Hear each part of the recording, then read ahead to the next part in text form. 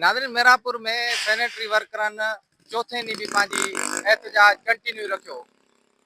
उन मौक़े ते सियासी समाज जी पार्टियुनि जसकम, बशीर खान ऐं SUP ऐं शहरनि वॾे तइदाद में शिरकत कई ऐं उन्हनि पंहिंजा वीचार कोशिशि कुझु इन रीति वंडिया।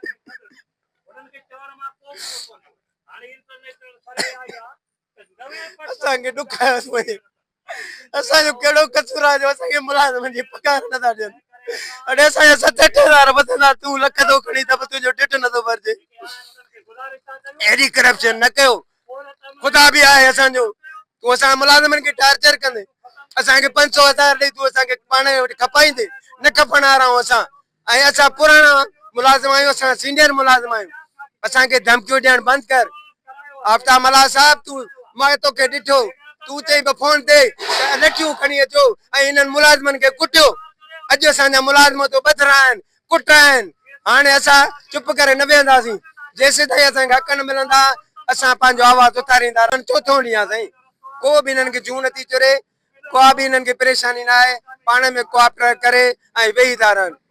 हेॾनि करप्ट ऑफिसरनि खे हटायो ऐं असां जूं पघारूं जेके तव्हां मोकिलियो था, ही सर जेके करप्शन खोर ऑफिसर पंहिंजे पेट में था विझनि।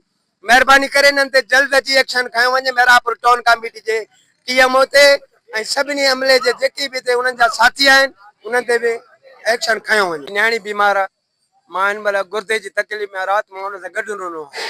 छा असां एतिरा मुलाज़िम कमज़ोर आहियूं गवर्नमेंट जा जो असां 500 बि न आहिनि जो असां पंहिंजे बच्चनि जो इलाज करायूं। मां तव्हांखे अर्ज़ु थो कयां, बिलाल भुट्टा साहब, थोरो असां ॾे बि नज़र करे ग़रीबनि ॾे टाउन कमेटी मीरापुर में त हेॾे छा ज़ुल्म थी रहियो आहे। आसिफ ज़रदारी साहब, असां तव्हांजा ई माण्हू आहियूं पर असां ते ज़ुल्म कयो थो वञे। महिरबानी करे असां ग़रीबनि जा हक़ ॾियारियो।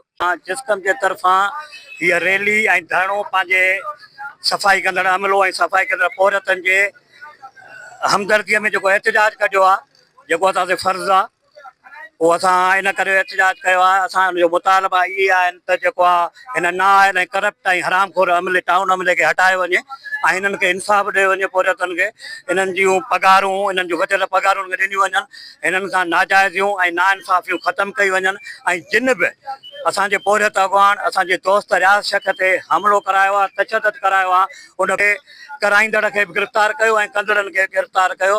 असां GSN जे तरफ़ां इहो वाज़े था कयूं, जेकॾहिं असांजे पोरियत दोस्तनि ऐं पोरियत दोस्तनि जा हक़ उन्हनि खे न ॾिना विया त यादि रखो GSN क़ौमी मार्च जे तरफ़ां मीरापुर में शटर बंदि हड़ताल जी काल ॾेई सघिजे थी। अॼु हिननि खे चोथों ॾींहुं जो आहे ही बाक़ाइदा एहतजाज करे रहिया आहिनि।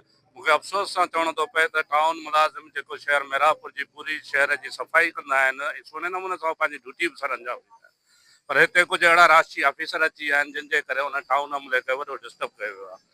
असां हुननि टाउन अमले खे पंहिंजे ज़िले नौशरफ़र साहब बि ताज जे तरफ़ खां, मां ज़िले नौशरफ़र जो तालके मीरापुर जो आहियां प्रेसिडेंट, उन हिसाब सां मां हुननि खे चिता ॾियणु थो चाहियां त पंहिंजो क़िबिलो पहिरीं त दुरुस्त कनि, अमले जूं जेके वधियल पघार आहिनि उन्हनि खे ॾियनि ऐं कचा मुलाज़िम उन्हनि जा बहाल कनि। जेको हिननि जो राइट आहे, हिननि जो हक़ आहे। छा ही जेके ऑफिसर अचनि था, छा पीपल्स पार्टी छा उन्हनि खे सिर्फ़ु इन लाइ थी मोकिले छा त तव्हां ग़रीबनि जा हक़ खां करप्शन कयो?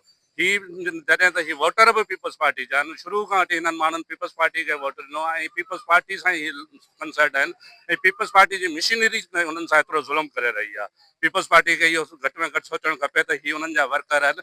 अॼु तव्हां हुननि सां ज़ुल्म था कयो, सुभाणे तव्हां कहिड़ो मुंहुं खणी हिननि माण्हुनि ॾे ईंदव वोट वठण लाइ? नाज़रीन, सैनिटरी वर्करनि ऐं सियासी समाजी ऐं शहरनि आला अख़्तियारनि खां इहो मुतालबो कयो आहे त करप्ट TMO आफ्ताब मल्हार खे हटायो वञे ऐं हिननि मज़दूरनि जा मुतालबा फौरन हल कया वञनि। कैमरामैन शिवम कुमार सां गॾु आफ्ताब जाजड़, कोशिश डिजिटल, मीरापुर।